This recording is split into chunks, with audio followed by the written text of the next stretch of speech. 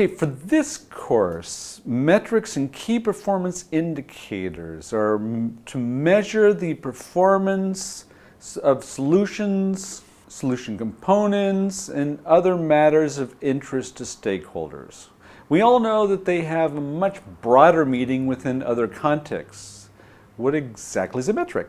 A metric refers to a measurable level of an indicator that an organization uses to measure progress. An indicator identifies a specific numerical measurement that represents the degree of progress towards achieving a goal, objective, output, activity, or further input. A key performance indicator is one that measures progress towards a strategic goal or objective. Reporting is the process of informing participants of metrics or of indicators in specified formats at specified intervals. Remember the description of the balanced scorecard back in week 1? This device utilized KPIs in an effective manner, or should use them in an effective manner. I mean, it all depends on how you actually deploy them. But metrics or reporting are major components of monitoring and evaluation. Monitoring is an endless process of gathering data to determine how well a solution has been implemented compared to expected results. Evaluation is the organized and objective assessment of a solution to determine its status and efficiency in meeting objectives over time, and to identify ways to improve the solution to better meet objectives. The top priorities of a monitoring and evaluation system are the intended goals and affects the solution as well as the inputs, activities, and outputs. What are these components? Well, first let's look at the indicators. An indicator identifies a specific numerical measurement for a goal, impact, productivity, activity, or input. Each factor of interest has at least one indicator to measure it properly, but some may require several. A good indicator has 5 characteristics. We start off with number 1, clear, precise, and unambiguous. Relevant, it's appropriate to the factor. Economical, available at reasonable cost. Adequate, provides a sufficient basis to assess performance.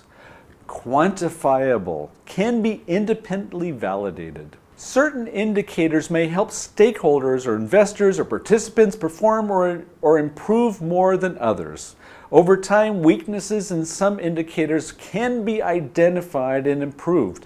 Not all factors can be measured directly. Proxies, alternatives can be used when data for direct indicators are not available or practical to collect at regular intervals.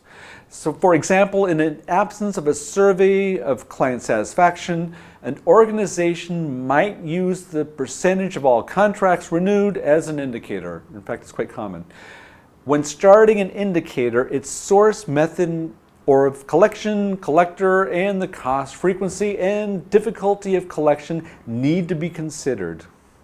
Less important, or what might be considered to be secondary sources of data, may be the most economical, but to meet the other characteristics of a good indicator, primary research such as surveys, interviews, or direct observations may be necessary.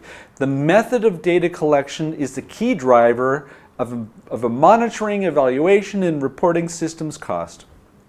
Metrics. Metrics are measurable levels of indicators that are measured at a specific point in time. A target metric is the objective to be reached within a specific period. In setting a metric, in most cases one, but not always, for an indicator, it is important to have a clear understanding of the baseline starting point. Resources that can be dedicated to improving the factors covered by the indicator, and political concerns. You can never get away from them. A metric can be a specific point, threshold, or a range. A range can be useful if the indicator is new. The scope of time to reach that target metric can be multi-year, several to annual or quarterly, or even more frequently. It all depends on what the actual need is.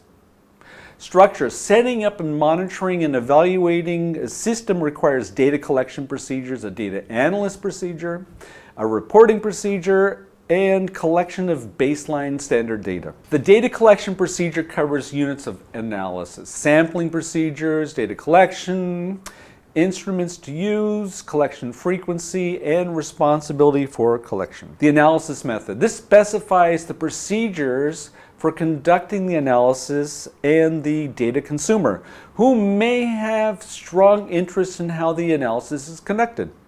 Reporting procedure. They cover the report templates, recipients, frequency, and means of communication.